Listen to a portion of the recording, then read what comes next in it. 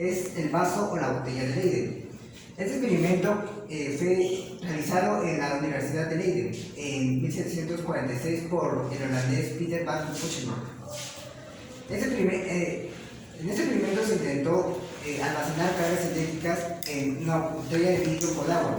Para esto se rodeó la botella de vidrio con una capa de aluminio y se puso una varilla en su interior. Esta varilla fue conectada a un generador de corriente y también fue conectado con la capa de aluminio y se dejó cargando por un momento. Pero como se vio que no pasaba nada, se decidió desconectarla. Pero uno de los estudiantes de este científico intentó agarrar una botella y en ese momento le soltó un chispazo. Ahí se comenzó a teorizar que se estaba almacenando las cargas eléctricas. Más adelante, Benjamin Franklin utilizó esta botella para almacenar cargas eléctricas en las tormentas. Y ahí se dio cuenta que se podía optimizar esta botella. ¿Cómo? Reemplazando el agua por una capa de aluminio en su interior. ¿Por qué? Porque lo que estaba almacenando las cargas eléctricas no era el agua, sino eran las paredes de la botella. Y decidió cambiar la botella por un vaso, como lo que tenemos acá. Y acá también podemos ver que está forrado por aluminio por dentro. Pero ¿para qué sirve esto en la actualidad? En la actualidad se ha optimizado mucho más y esto se conoce actualmente como un capacitor o un condensador, que es un dispositivo que se utiliza en los circuitos eléctricos para conservar cargas eléctricas. Podemos ver los circuitos eléctricos por los componentes. Un capacitor o condensador, acá tenemos un ejemplo de cómo son actualmente, mucho más pequeños. Una resistencia o resistor, que es la que tenemos acá. Anteriormente las resistencias o resistores eran mucho más grandes, como la que tenemos acá. Esta es una de las primeras, que es una resistencia variable. ¿Cómo sirve esto? Al momento de girar la resistencia, se iba variando la intensidad de corriente que iba pasando por el circuito.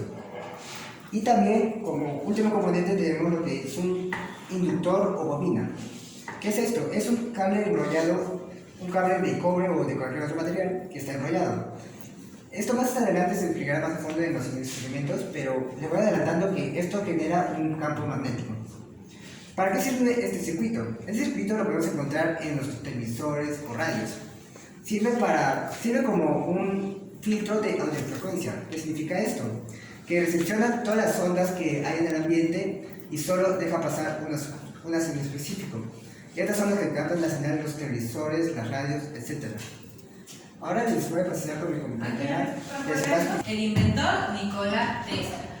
¿Quién sabe cuál fue la idea de Tesla? ¿Qué quería hacer Tesla? Electricidad de cables. Exacto, muy bien. Él quería realizar lo que es la transferencia inalámbrica de energía, como dijo su compañera, sin utilizar cables. Para eso tenemos un circuito. Bueno, acá hay dos circuitos, ¿no? Tenemos un circuito primario y uno secundario. Acá pueden ver que no hay cables ni nada entre una bobina y la segunda. Entonces, ¿podría pasar algo si yo hago en el circuito primario, pasa algo en la segunda? No debería, porque no hay cables, ¿no es cierto? Pero aquí es donde entra Faraday. Faraday fue un científico muy destacado en el campo del electromagnetismo. ¿Qué dijo él?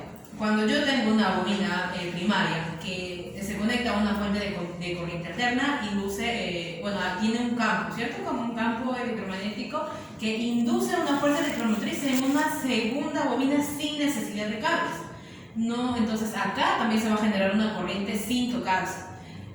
Ahí, cuando nosotros ya vemos la interacción entre el campo y electricidad, ya hablamos así de electromagnetismo. No hablamos de forma independiente de electricidad y magnetismo, como se ve al inicio, por ejemplo. Pero, ¿qué elementos más tiene ese circuito primario o circuito resonante? La fuente, ¿saben cuánto llega a su casa de voltaje por corrientes? 220 voltios, muy bien. 220 voltios.